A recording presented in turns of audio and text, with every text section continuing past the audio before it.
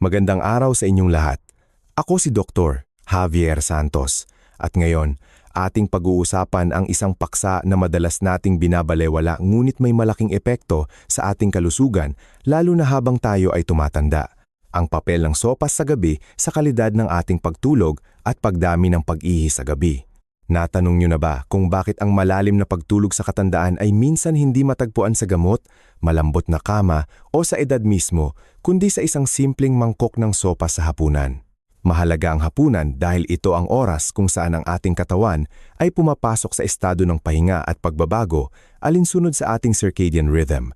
Pagdating ng gabi, kailangan ng ating bato at pantog na bawasan ang kanilang trabaho upang ang dugo ay makadaloy ng maayos at payapa. Ang sistema ng nerbiyos ay kumakalma at ang panloob na balanse ng katawan ay nananatiling matatag. Ang isang tamang sopas sa gabi ay maaaring magpainit sa katawan, magpapakalma ng nerbiyos, makakatulong sa paglabas ng ihi sa araw at mabawasan ang paggising sa gabi na nagbibigay daan sa tuloy-tuloy na pagtulog hanggang umaga.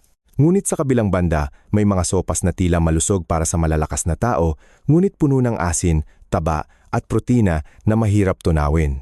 Ang mga nakatagong pampamanhid o pampasigla ay maaaring magpahirap sa bato sa paglilinis sa oras na dapat itong nagpapahinga. Ang resulta ay madalas na pag-ihi sa gabi, mababaw na pagtulog, paggising sa umaga na may pakiramdam ng pagod at matagal na pagkapagod ng isip.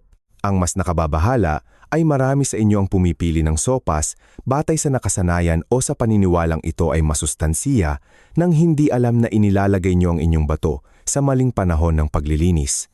Naaalala ko ang kwento ni Mang Ambo, isang 65 anyos na naninirahan sa Angeles City, Pampanga, isang lugar na kilala sa mayaman at masarap nitong culinary traditions. Sinabi niya sa akin, gabi-gabi, nagluluto ako ng sopas na maalat at malasa. Pagkatapos kumain, nauuhaw ako at sa gabi ay kailangan kong uminom ng tubig at umihi ng paulit-ulit. Akala ko dahil lang sa pagtanda, hindi ko akalain na dahil pala sa maling sopas na pinili ko. Nang binago ni Mang Ambo ang kanyang sopas at binawasan ng asin sa gabi, sa loob lamang ng ilang linggo, sabi niya, malaki ang pinagbago ng aking pagtulog. Mas kaunti na akong nagigising sa gabi at sa umaga ay mas magaan ang aking pakiramdam, parang may natanggal na bigat sa aking balikat. Marami sa inyo ang nagsasabing, kapag matanda na, kailangan na lang tanggapin. Ngunit lagi kong nais ipaalala na ang bato ay hindi kailangang bumilis, kailangan nito ng tamang ritmo. Ang pagtulog ay hindi kailangang perpekto. Kailangan itong suportahan mula sa loob sa pamamagitan ng pinunggawi sa pagkain na angkop sa pisyolohiya ng edad ng gitnang gulang at katandaan.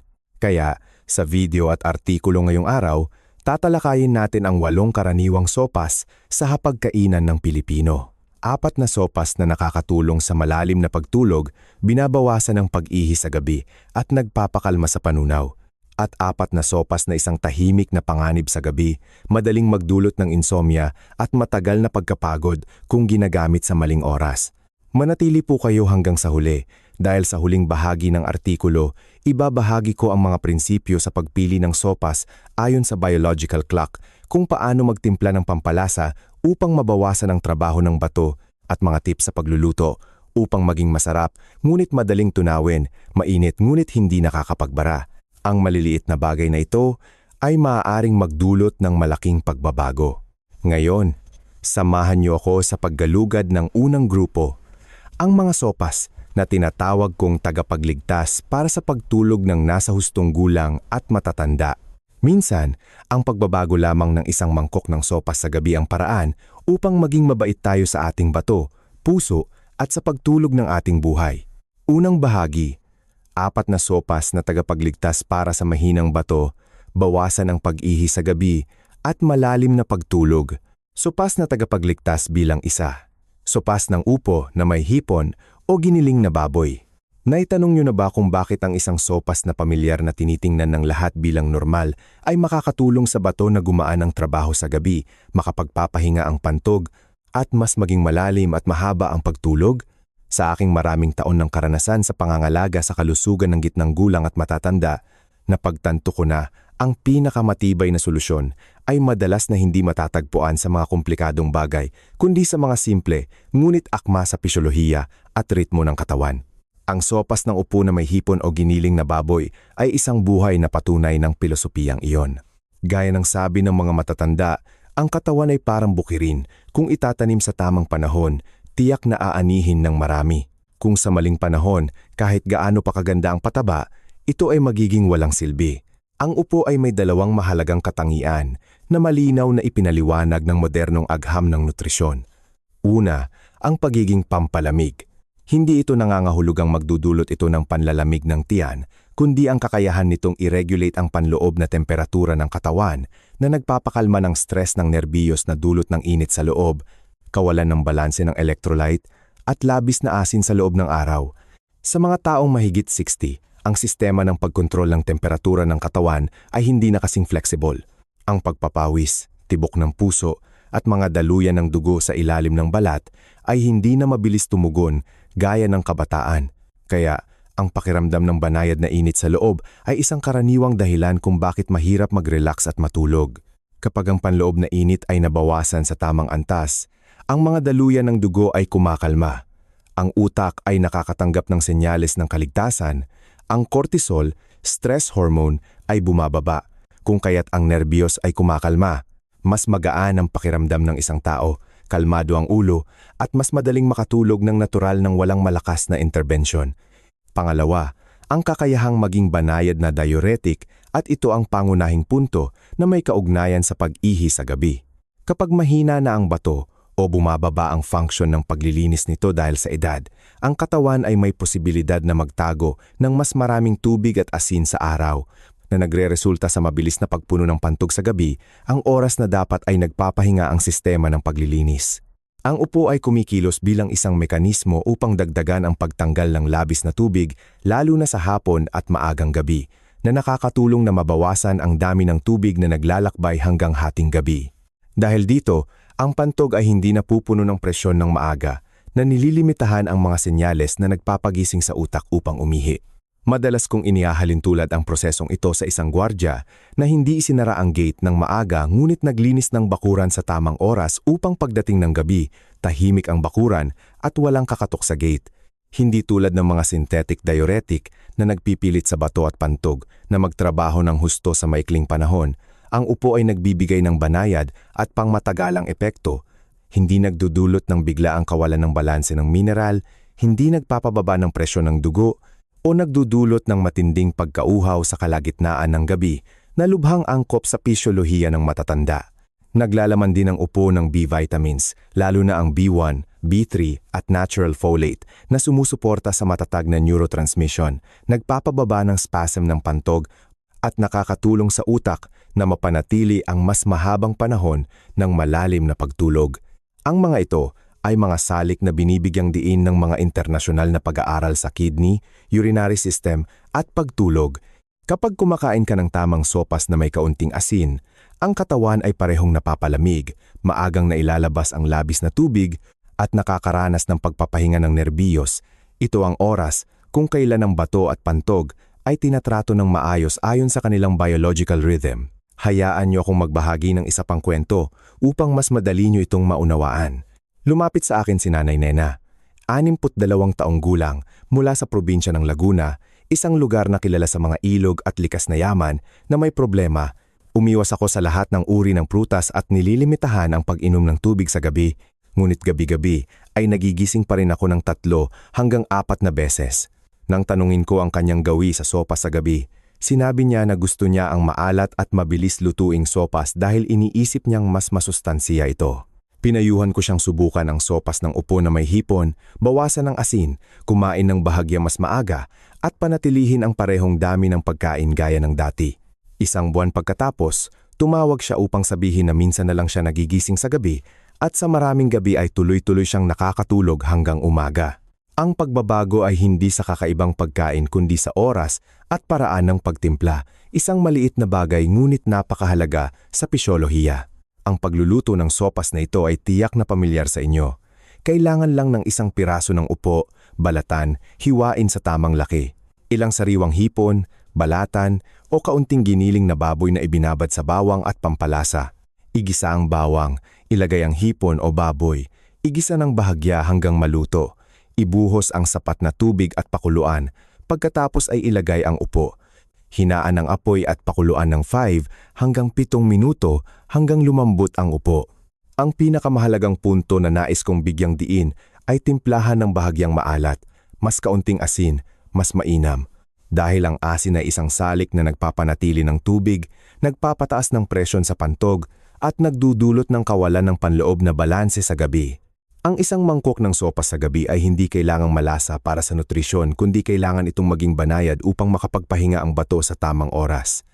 Ito ang pag-unawa na aking natutunan sa aking klinikal na pagsasanay at aktwal na karanasan sa mga matatandang pasyente.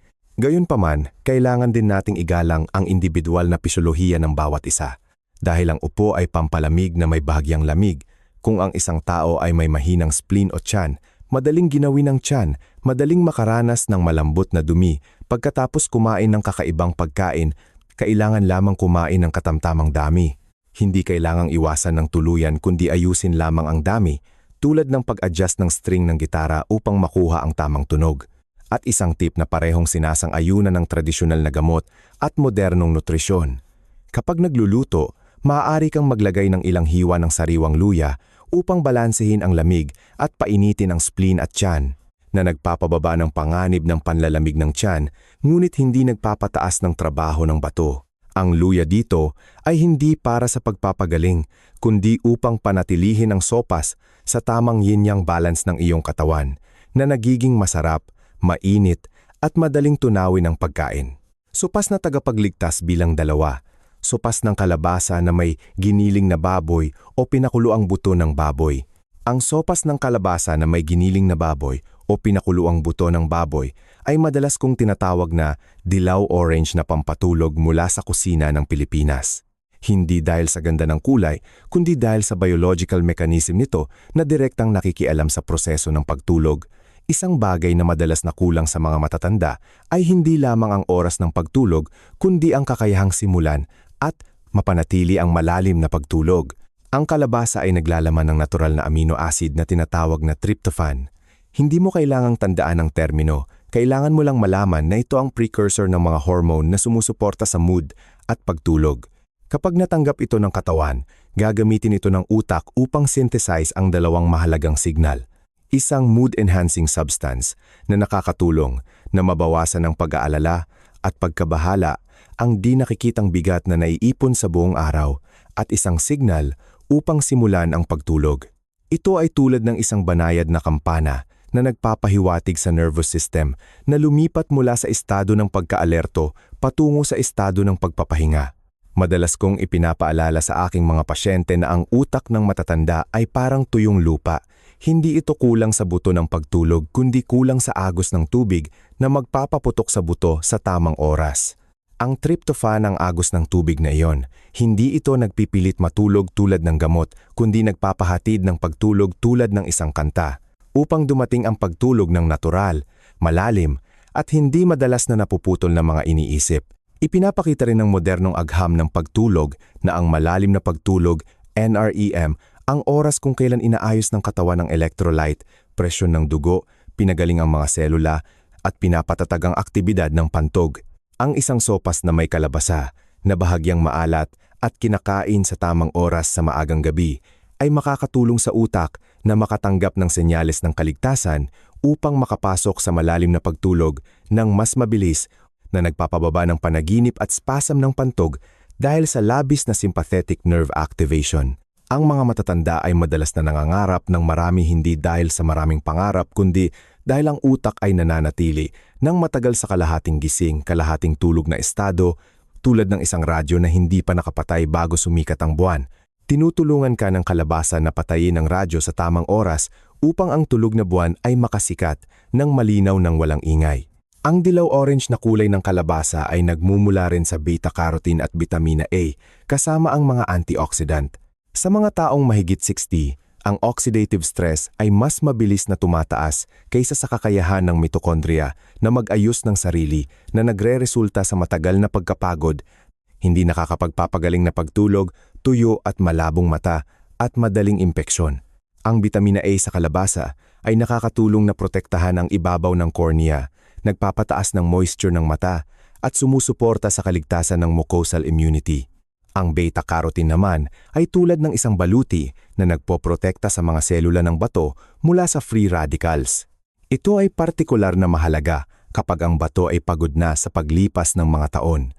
Ngunit ang pilosopiya dito ay ang labis na kahit anong bagay ay nagiging pabigat tulad ng sapat na tubig para sa irigasyon. Kung ibubuhos mo ng mabilis, magiging baha ang bukirin.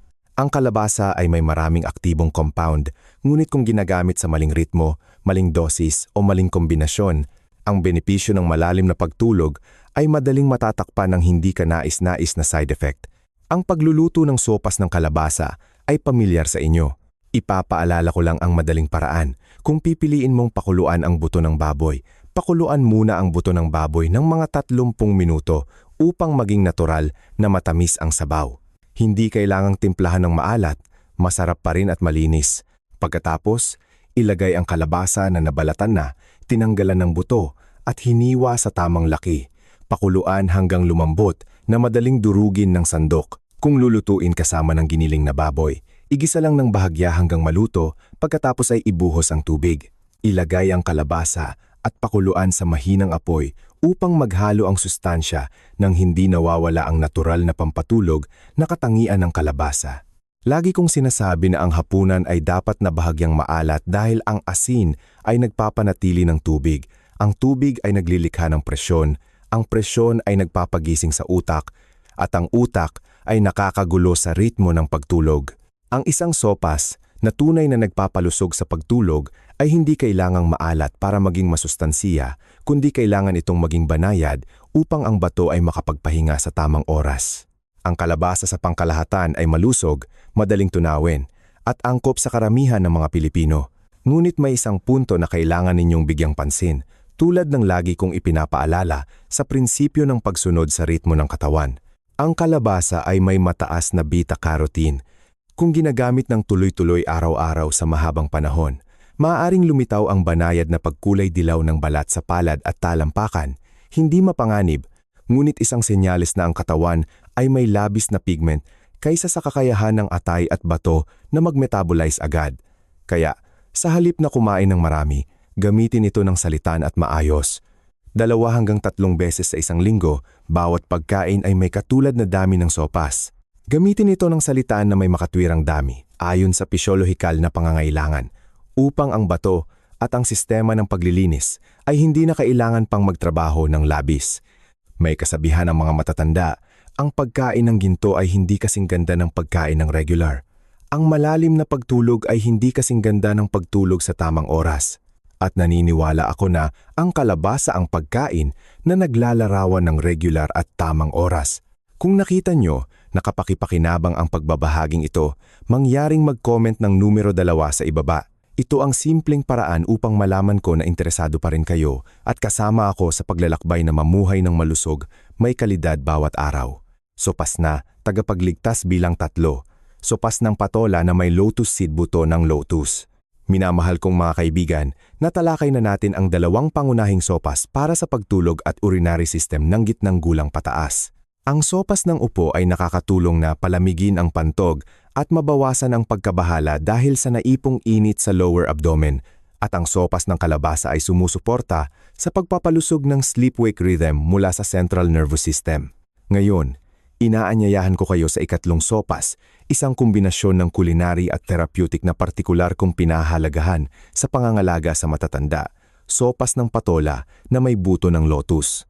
Kung ang upo ay paraan ng pagpapalamig ng daloy ng likido, ang kalabasa ay paraan ng pagpapalakas ng enerhiya ng pagtulog mula sa metabolismo, kung gayon ang patola at buto ng lotus ay ang tulay sa pagitan ng pagpapapakalma ng nerbiyos at digestive tolerance na ginagawang hindi lamang malalim kundi pati na rin payapa ang pagtulog nang hindi nagugulo ng physiological anxiety signals bago matulog.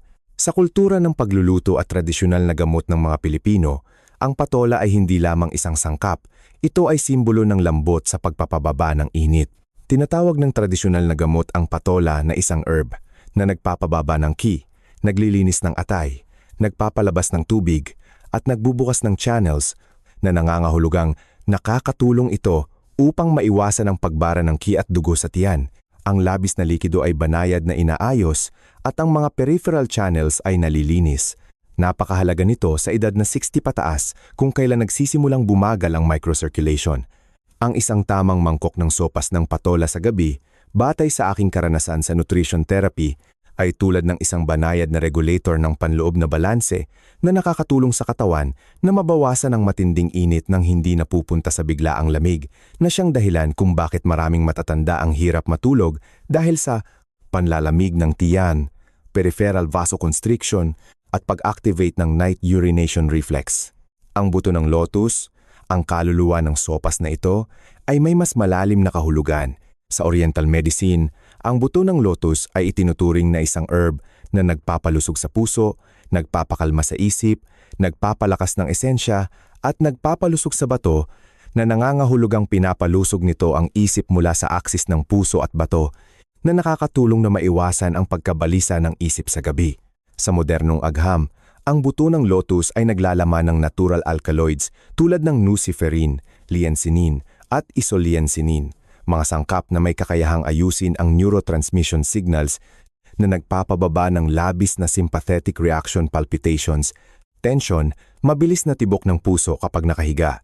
Maraming lokal na pag-aaral ang nagpakita na sa mga matatanda na may sleep disorders dahil sa physiological anxiety, ang buto ng lotus ay nakakatulong na mapabuti ang sleep latency at mabawasan ang paggising sa gabi, lalo na kapag pinananatili ang bahagi ng puso ng lotus.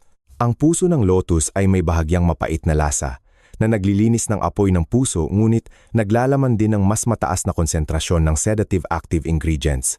Para sa mga nakakatunaw ng mapait na lasa, ang puso ng lotus ay tulad ng isang physiological rhythm inhibitor na nakakatulong na mabawasan ang panloob na kaguluhan na dulot ng cardiovascular nervous axis bago matulog. Kapag nagluluto, may 6 na pangunahing punto sa therapeutic processing technique na nais kong ibahagi mula sa aking karanasan sa Pilipinas. Una, pumili ng patola na tama lang ang edad, na ang buto ay malambot pa dahil ang masyadong matandang patola ay magiging maraming hibla, mahirap tunawin para sa mahinang digestive system ng matatanda. Pangalawa, kung gagamit ng pinatuyong buto ng lotus, ibabad muna sa maligamgam na tubig ng 1 hanggang 2 oras upang lumambot, na nakakatulong na maiwasan ang pagbara ng gas sa bituka. Pangatlo, dapat itong lutuin na may madaling tunawin na puting protina tulad ng sariwang hipon na binalatan o giniling na baboy. Dahil ang mga uri ng protina na ito ay may mas maikling hibla, binabawasan ang trabaho ng digestive enzyme sa gabi. Pang-apat, igisa ang bawang sa mahinang apoy upang magbigay ng aroma, ngunit hindi lumilikha ng labis na oxidative heat mula sa langis. Dahil ang mga taong may mahinang bato at matanda ay lubhang sensitibo sa oxidative stress pagkatapos kumain sa gabi. Panglima, pakuluan muna ang buto ng lotus ng 15 hanggang 20 minuto upang lumambot at mailabas ang mga natutunaw na sustansya sa tubig. Pang-anim, ilagay ang patola sa huli, pakuluan lamang ng 2 hanggang 3 minuto dahil ang masyadong matagal na pagluluto ng patola ay magiging malambot at mawawalan ng amoy na magpapababa ng sarap ng pagkain, isang mahalagang salik sa pag-activate ng malusog na digestive reflex. Tungkol sa mga benepisyo, ang sopas na ito ay angkop para sa mga sintomas tulad ng matagal na insomnia, hindi tuloy-tuloy na pagtulog dahil sa banayad na palpitation sa gabi, walang dahilan na pagkabalisa, o reflex urination sa gabi na dulot ng init, vasoconstriction, at pinagsamang internal anxiety. Gayunpaman, sa mga taong may mahinang bato o may electrolyte imbalance, nais kong dagdagan ang ilang mas malalim na pananaw. Ang pagtanda ng bato ay hindi lamang nagpapababa ng paglilinis, kundi nagpapababa rin ng kakayahang ayusin ang panloob na mineral. Kaya, kahit na ang malusog na sopas na ito ay nangangailangan ng pagsasaalang-alang sa baseline blood pressure, intestinal tone, baseline heart rate, at dami ng tubig na iniinom sa buong araw. Una, sa mga pag-iingat sa kaligtasan, ang patola ay pampalamig, kaya ang mga taong madalas ginawin ng tiyan, may irritable bowel syndrome, IBS, o madaling makaranas ng abnormal na dumi sa gabi, ay kailangan lamang gumamit ng katamtamang dami at kumain ng maaga ng hindi bababa sa 3 oras bago matulog upang maiwasan ang pag-activate ng intestinal reflex. Pangalawa, ang puso ng lotus ay may banayad na epekto sa pagpapababa ng presyon ng dugo, ngunit sa edad na 60 pataas, ang mababang presyon ng dugo ay madalas na sinasamahan ng pagbaba ng blood flow sa bato. Kaya, kung mayroon kang mababang presyon ng dugo, alisin ang puso ng lotus kapag kumakain o bawasan ang dami ng buto ng lotus sa 30,050 gram bawat pagkain upang maiwasan ang pagbabago sa heart-kidney axis. Pangatlo, ang patola at buto ng lotus. Bagaman hindi masyadong mataas sa potassium tulad ng mga prutas na nasa listahan ng panganib, kapag mahina ang bato, kailangan ng katawan na panatilihin ang panloob na balanse kaysa sa dagdagan ang malakas na diuretic activity. Kaya, ang pagkain na ito ay hindi dapat gamitin ng maraming beses sa isang araw, kundi dapat lamang gamitin bilang isang therapeutic dinner treatment ng paminsan-minsan, ngunit sa tamang oras. Sopas na tagapagligtas, bilang 4. Sopas ng bulaklak ng dalandan na may giniling na baboy. Ang sopas na ipinapakilala ko ngayon ay simple ngunit isang espiritual na gamot ng mga Pilipino, lalo na nauugnay sa tag-init sa Hilagang Luzon. Ngunit ngayon, sa Metro Manila o sa mga probinsya sa Timog, madali itong mahanap. Ito ay sopas ng bulaklak ng dalandan na may giniling na baboy. Sa tradisyonal na gamot, ang bulaklak ng dalandan ay may matamis na lasa, neutral na katangian. Ibig sabihin, hindi ito masyadong mainit o malamig, kaya angkop ito sa sensitibong pisyolohiya ng matatanda. Mayroon itong kakayahang palamigin ang katawan, pakalmahin ang nerbiyos, at tulungan ang pag-regulate ng biological rhythm ng central nervous system na sumusuporta sa natural na pagtulog ng walang pilit o panggigipit. Ang modernong agham ay dahan-dahang naipapaliwanag ang mga bagay na ipinasa sa atin ng ating mga ninuno. Ang bulaklak ng dalandan ay naglalaman ng natural na plant compounds na nakakatulong na pakalmahin ang stimulating nerve signals na nagpapababa ng stress at matagal na pagkapagod. Ang mga salik na ito ay nagpapataas ng cortisol sa dugo na nagdudulot ng sleep disorders sa gitnang gulang at matatanda. Kapag ang nervous system ay nakarelax, ang banayad na sakit ay nababawasan din. Dahil ang sakit at insomnia ay laging magkasama, nagpapalakas sa isa't isa sa isang spiral ng pagkaubos ng enerhiya. Nabasa ko minsan ang isang pagsusuri mula sa isang internasyonal na geriatric journal na nagbigay diin na ang mga pagkain na may natural na pampakalma sa nerbiyos, bagaman hindi ito kapalit ng gamot, kung ginagamit ng tama at sa tamang oras, ay makakatulong ng malaki sa kalidad ng buhay sa mga edad na 60 pataas. Ngunit ang kaalaman mula sa libro ay kalahati lamang. Ang iba pang kalahati ay ang pakikinig sa katawan at pag-unawa sa sariling kaluluwa, gaya ng pilosopiya na madalas na itinuturo ng mga matatanda. Ang pagtulog ay isang regalo, hindi isang gantimpala. Kung mas pilit mong hawakan, mas madaling mawala. Kung mas alam mong bitawan, mas madaling dumating. At ang sopas na ito ay isang paraan ng pagbitaw at paghawak. Paghawak sa pamamagitan ng sustansya, pagbitaw sa pamamagitan ng diwa. Ang pagluluto ng sopas na ito, sa totoo lang, ay ang pinakasimple at pinakamabilis sa hanay ng mga sopas na nagpapalusog sa bato at puso na itinuro ko.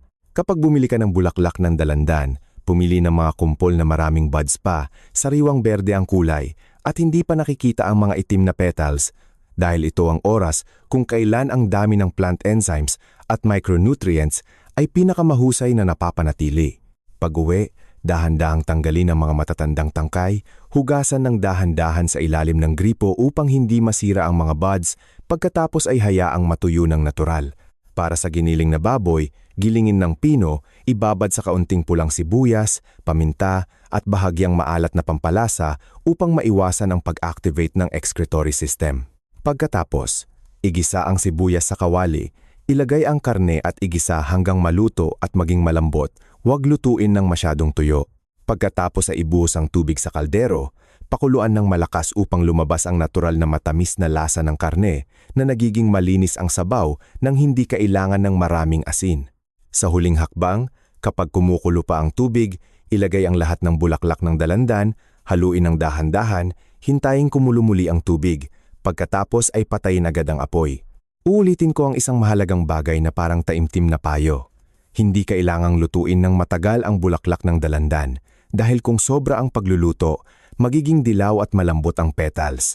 Mawawala ang malutong at matamis na lasa at mas mahalaga, makabuluhang mababawasan ang aktibidad ng mga pampatulog na compound na ating inaasahan. Hindi nagkataon na sa panggamot na pagluluto, Pinahahalagahan ang stop point ng apoy dahil iyon ang hangganan sa pagitan ng pagpapalusog at pagkasira. Ang sopas na ito ay partikular na angkop para sa mga nakakaranas ng matagal na insomnia na sinasamahan ng mga sintomas tulad ng pananakit ng kasukasuan, pangkalahatang pananakit ng katawan, at pagkabalisa ng isip sa tuwing nagbabago ang panahon.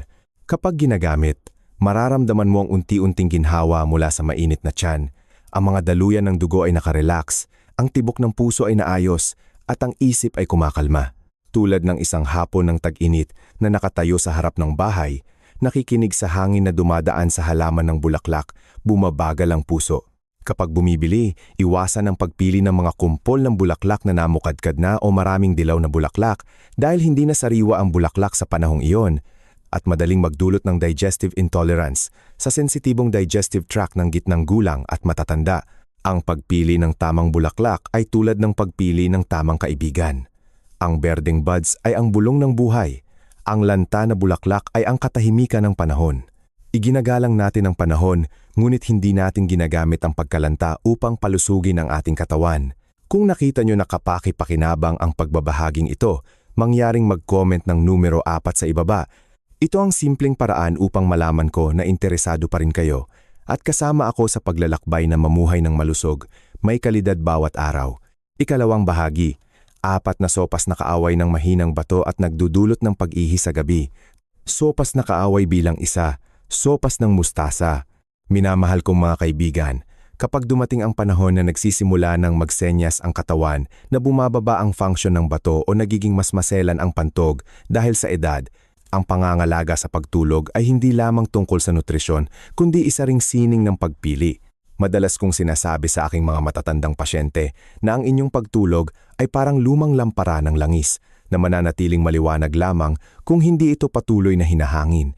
Ang sopas ng mustasa o sa maraming lugar ay tinatawag na maanghang na mustasa o mustasa na may luya, bagaman isang pamilyar na pagkain sa Pilipinas kung ginagamit sa maling oras, lalo na sa gabi, ay maaring maging sanhi ng sleep disorders at pagdami ng pag-ihi sa gabi.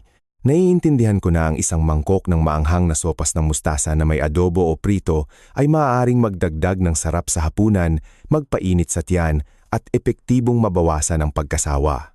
Ngunit kailangan nating tingnan ng diretso ang isang biological na katotohanan na kakaunti ang nagbibigay pansin.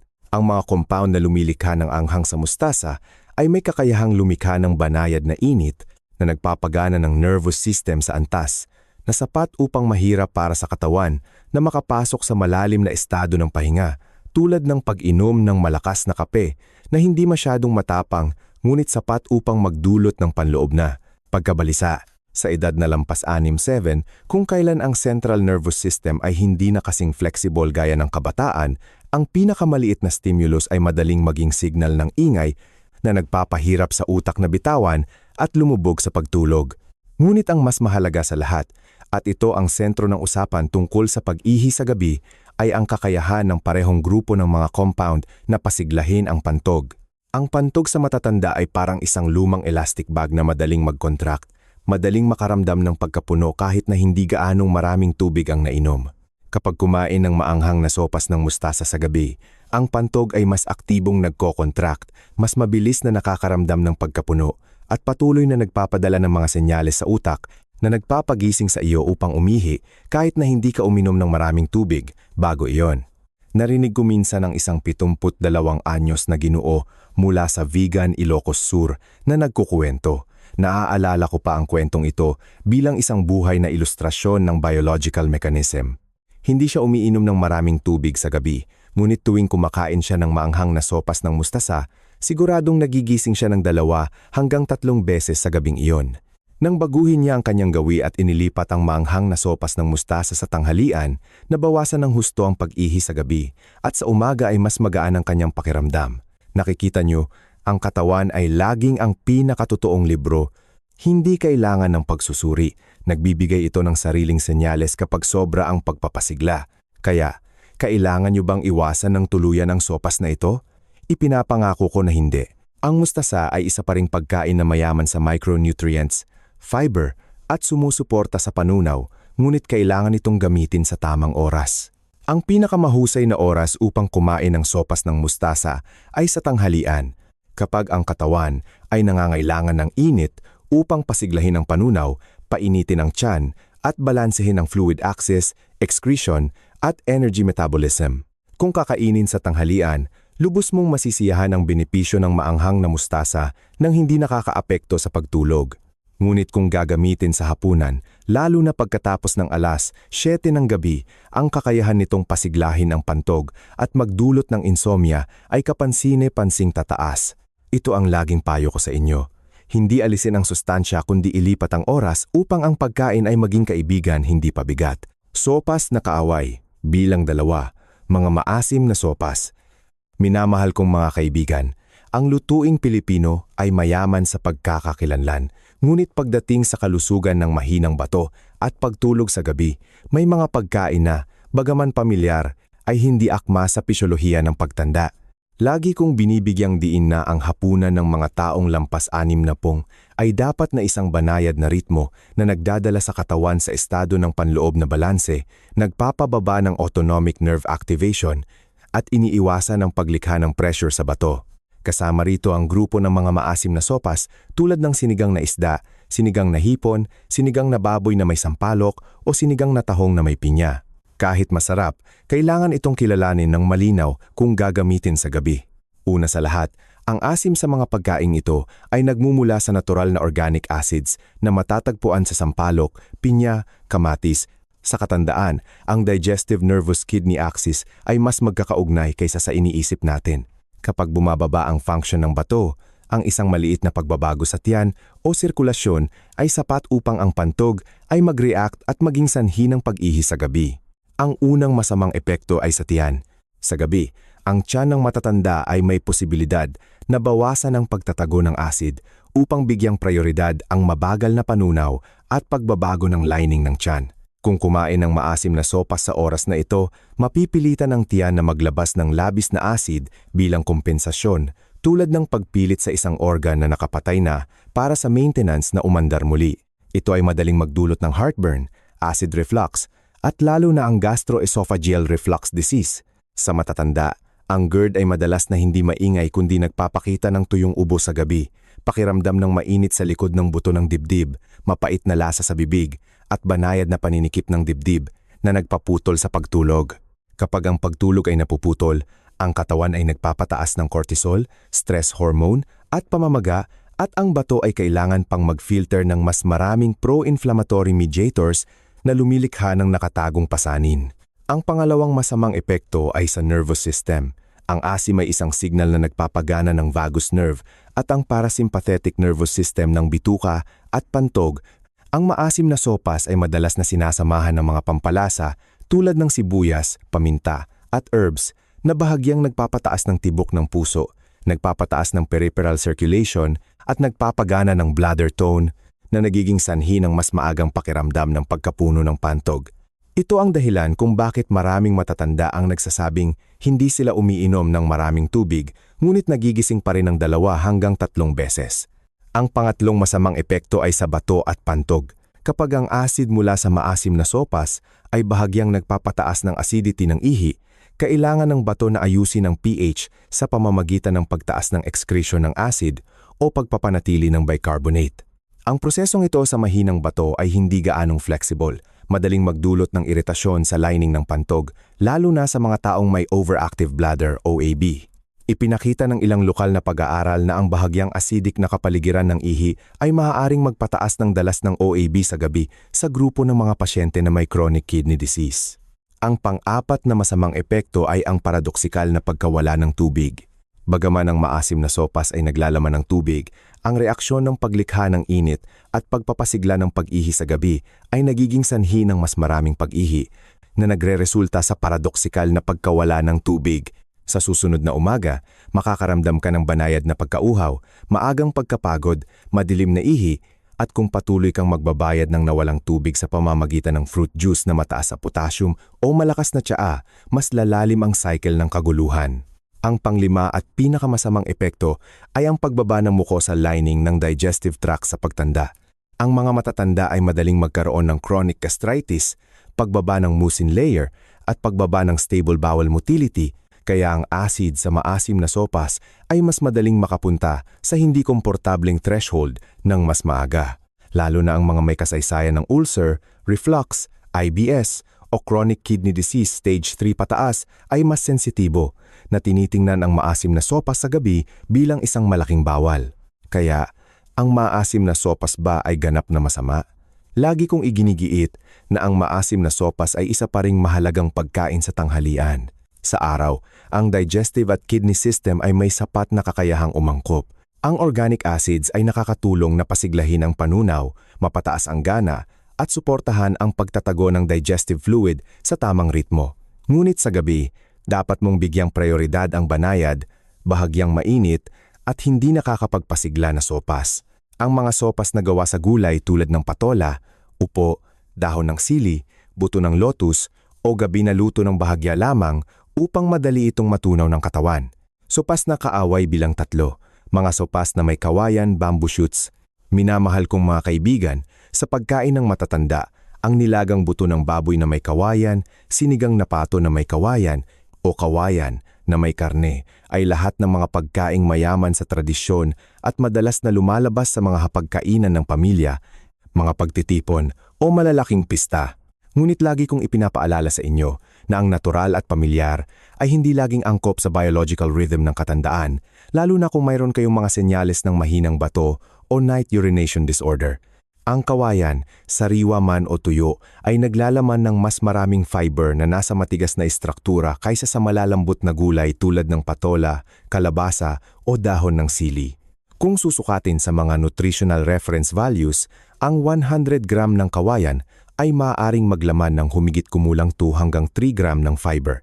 Ngunit ang kapansin-pansin ay hindi ang kabuoang dami, kundi ang hirap nitong tunawin. Dahil ang fiber sa kawayan ay parang masikip na lubid, nangangailangan ito ng malakas na contraction at mataas na aktibidad ng digestive enzymes upang maproseso. Sa araw, kapag gising pa ang katawan, ang digestive enzymes tulad ng amylase, lipase, protease ay gumagana ng maayos. Ang tiyan ay mayroon pa ring sapat na apoy ng metabolismo, kaya maaari mong tunawin ito nang walang gaanong discomfort. Ngunit sa gabi, lalo na pagkatapos ng alas 7 ng gabi, ang digestive system ay lumilipat sa estado ng pagbaba ng motility, pagbaba ng enzyme secretion, pagbibigay prioridad sa cell regeneration at hormone regulation, kung saan ang kawayan ay nagiging isang metabolic burden. Kapag ang tiyan at bituka ay kailangang mag-overtime sa gabi upang tunawin ang kawayan, ang intestinal motility ay abnormal na tumataas. Ang paglikha ng gas sa digestive tract ay humahantong sa pagkapuno, paglobo ng tiyan, at banayad na pagtulak sa diaphragm na nagpapagana ng vagus nerve na nagre-resulta sa mas mababaw na pagtulog at madaling paggising. Sa matatanda, ang bawat paggising ay hindi lamang insomnia, kundi nagdudulot din ng pansamantalang pagbabago sa presyon ng dugo, bahagyang pagtaas ng tibok ng puso at kasamang pangangailangan na umihi sa gabi dahil ang bladder nerve axis ay na-activate. Iyan ang nakatago ngunit masikip na koneksyon sa pagitan ng hindi mapakaling tiyan at hindi nakakatulog na pantog. Bukod pa rito, ang sariwang kawayan, kung hindi maayos na pinoproseso, ay maaaring maglaman ng natural compounds na madaling magdulot ng banayad na iritasyon sa digestive tract. Ang mga siyentipikong literatura na inilathala sa isang Filipino Journal of Practical Medicine ay nagtala na ang mga compound sa hilaw na kawayan na nakaligtas sa hindi maayos na pagproseso ay maaaring magdulot ng pagduduwal at digestive discomfort, lalo na sa mga taong may sensitibong bituka lining, kasaysayan ng IBS o irritable bowel syndrome. Naranasan ko minsan ang isang tipikal na kaso sa isang klinika sa Bacolod City. Kumain si Lola Sita, 71 taong gulang, ng sinigang na pato na may kawayan sa gabi pagkatapos ng isang salo-salo. Hindi siya uminom ng maraming tubig, ngunit sa gabing iyon ay nagising siya ng 3 beses, may bloated na tiyan at banayad na palpitations. Sa umaga ay pakiramdam niya ay sobrang pagod. Nang palitan niya ang kawayan ng malalambot na gulay sa gabi at kumain lamang ng kawayan sa tanghalian, naging mas matatag ang kanyang pagtulog. Malaki ang nabawasan sa bilang ng paggising sa gabi. Dahil dito, ang aking payo na batay sa klinikal na pagsasanay at biological philosophy ng katandaan ay ang mga sumusunod. Una, Ang kawayan ay dapat ituring na isang pagkain na nangangailangan ng angkop na iskedyul ng pagkain, hindi isang ganap na masamang pagkain, ngunit ang tanghalian ang pinakamainam na oras upang tamasahin. Pangalawa, kapag nagluluto, kailangan mong pakuluan ang kawayan ng maraming beses, palitan ng tubig, o ibabad sa hugas bigas sa magdamag. Ang pamamaraang ito ay nakakatulong na mabawasan ang mapait na lasa, mabawasan ang mahirap tunawin na compound, at gawing mas malambot at mas madaling tunawin ang fiber. Pangatlo, iwasan ng husto ang pagkain ng kawayan sa gabi dahil ito ang oras kung kailan kailangan ng digestive system na magpahinga, at ang bato at pantog ay nangangailangan din ng pinakamaliit na signal noise upang makatulog kasama mo. Pang-apat, ang mga may kasaysayan ng ulcer, IBS, o irritable bowel syndrome ay dapat na mas maingat dahil mas mataas ang kanilang kakayahan na magdulot ng gas at pasiglahin ang bituka nerves kaysa sa normal na tao. Panglima, kung sa anumang araw ay pakiramdam mo ay hindi ka maganda, mahina ang panunaw, madaling ginawin ng tiyan, mas lalong hindi dapat gumamit ng kawayan. Dahil kapag ang katawan ay nagbibigay prioridad sa paggaling, ang mahirap tunawin na pagkain ay magre-resulta sa pagkagambala sa aksis ng paggaling. Pang-anim, lagi kong ipinapaalala na ang hapunan ng matatanda ay dapat na parang banayad na agos ng tubig na may kaunting ripple, malambot, bahagyang mainit at madaling metabolize upang ang bato ay hindi na kailangan pang gumising kasama ang pantog. Kung nakita nyo na kapaki-pakinabang ang pagbabahaging ito, mangyaring mag-comment ng numero 6 sa ibaba. Ito ang simpleng paraan upang malaman ko na interesado pa rin kayo at kasama ako sa paglalakbay na mamuhay ng malusog, may kalidad bawat araw. Sopas na kaaway bilang 4, mga maanghang at mainit na sopas na may maraming pampalasa. Minamahal kong mga kaibigan, pagdating sa gitnang gulang at pagkatapos ng 60, ang katawan ay parang hardin na dumaan sa maraming panahon ng ulan at araw. Hindi na nito gusto ang matinding pagbabago, hindi na nito gusto ang matinding pagpapasigla, at lalong hindi nito kaya ang mga hapunan na nakakagulo sa ritmo ng pahinga ng mga internal organs. Kabilang sa mga grupo ng pagkain na nakakagulo sa pagtulog, lagi kong binabanggit ang isang tuso ngunit pamilyar na target, ang mga maanghang at mainit na sopas na may maraming pampasiglang pampalasa sa Pilipinas. Ito ay maaaring sopas na lutong Thai-style hotpot, maasim na maanghang na sopas, sopas na may sili, paminta, bawang, chili garlic oil, o anumang sopas na sobrang tinimplahan upang maging malasa at matapang. Naiintindihan ko na ang anghang ay lumilikha ng kasiyahan. Ipinapakita rin ng neuroscience na ang capsaicin sa sili o piperine sa paminta ay partikular na nagpapagana ng TRPV1 na nagpapalabas ng endorphin sa utak na nagdudulot ng banayad na pakiramdam ng euphoria tulad ng paggising. Ngunit kailangan mong tingnan ng mas malalim pa. Ang bato, pantog, puso at digestive system ng matatanda ay nangangailangan ng kapayapaan at panloob na balanse, hindi ang pag-on ng switch sa gabi. Kapag kumain ng maanghang at mainit na sopas sa gabi, nagdudulot ito ng 4 na malalaking problema. Una, ang maanghang na pampalasa ay nagpapataas ng core body temperature. Maaari mong mapansin na pagkatapos kumain ng maanghang na sopas, nagiging mainit ang iyong katawan, pinapawisan ng iyong noo at likod, mas mabilis ang tibok ng iyong puso, mas malakas ang sirkulasyon, ngunit ang malalim na pagtulog ay nangangailangan ng kabaliktaran. Ang temperatura ng katawan ay kailangang bumaba ng bahagya upang ma-activate ang melatonin, ang hormone na nagpapahiwatig ng pagdating ng gabi. Kapag tumataas ang temperatura ng katawan, ang sleep-wake axis ay nahihila patungo sa paggising na nagpapahirap sa utak na lumipat sa estado ng pagpapahinga kahit na nakahiga ka na. Pangalawa, ang anghang ay nagpapagana rin ng pantog ng hindi direkta sa pamamagitan ng autonomic nervous system. Kapag ang sympathetic nervous system ay lubhang aktibo dahil sa paglikha ng init, tumataas din ang signals ng pag-ihi na nagre-resulta sa mas maagang pakiramdam ng pagnanais na umihi sa gabi. Kahit na hindi maraming tubig ang nainom, ito ang dahilan kung bakit maraming matatanda ang nagsasabing hindi sila umiinom ng maraming tubig ngunit nagigising pa rin ng 2 hanggang 3 beses pagkatapos lamang ng isang maanghang na sopas. Pangatlo, at ito ang punto na gusto kong tandaan ninyo ng malalim, ang lining ng tiyan sa matatanda ay mas manipis at ang protective mucus layer ay unti-unting nababawasan. Ang maanghang at mainit na pampalasa ay parang apoy na dumaan sa tuyong lupa, na nagpapairita sa mucous membrane, nagdudulot ng pakiramdam ng mainit sa itaas na bahagi ng tiyan, pagkirot, at banayad na spasm sa tiyan. Madaling magsimula ng gastroesophageal reflux disease, GERD. Ang reflux ay hindi maingay, tulad ng sakit ngunit tahimik nitong ginigising ka sa gabi, na nagpapagulo sa iyo, nagdudulot ng banayad na tuyong ubo o mapait na lasa sa bibig na may belching, na nagpapira-piraso sa iyong pagtulog.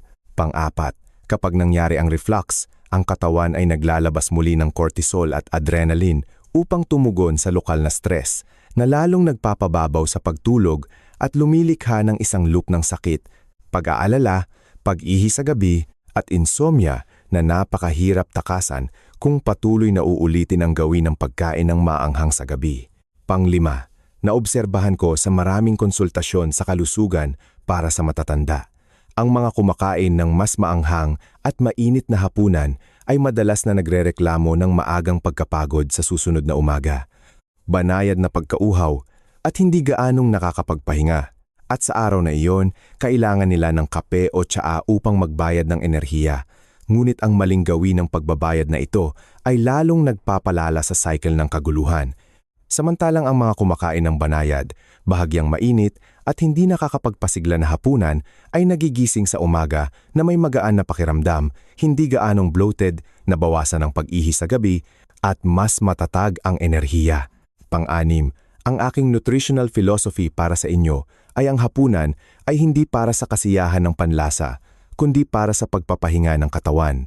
Ang isang mangkok ng sopas ay nangangailangan lamang ng kaunting asin o ilang patak ng masarap na tradisyonal na patis. Ang natural na tamis ng gulay, hipon at karne ay sapat na upang magbigay ng sustansya nang hindi pinipilit ang mga internal organs na sumagot. Pang-pito, ang mga may hindi matatag na presyon ng dugo, bumababa ang function ng bato, may init sa katawan o may kasaysayan ng reflux, ulcer o irritable bowel syndrome, ay dapat ituring na iwasan ang maanghang at mainit na sopa sa gabi. Hindi dahil hindi kayo karapat-dapat sa masarap na pagkain, kundi dahil ang pagtulog at ang bato ay mas nararapat na bigyang prioridad. Pang-walo, kung gusto nyo ng pampalasa, ilipat ang gawin na iyon sa tanghalian kung kailan ang katawan ay may sapat pang kakayahan na magsunog at magproseso. Sa gabi, hayaan ang katawan na maging malamig, mabagal, malalim at tahimik. Iyan ang 4 na gintong ritmo na makakatulong sa inyo na makatulog ng mahimbing ng walang panghuling salita mula sa akin sa huling bahagi. At kung sumusunod pa rin kayo hanggang dito, nais ko kayong anyayahan na mag-iwan ng numero 8 sa section ng komento. Ito ang paraan upang malaman ko na nakatanggap kayo ng mahusay na kaalaman at nakita nyo itong kapaki-pakinabang.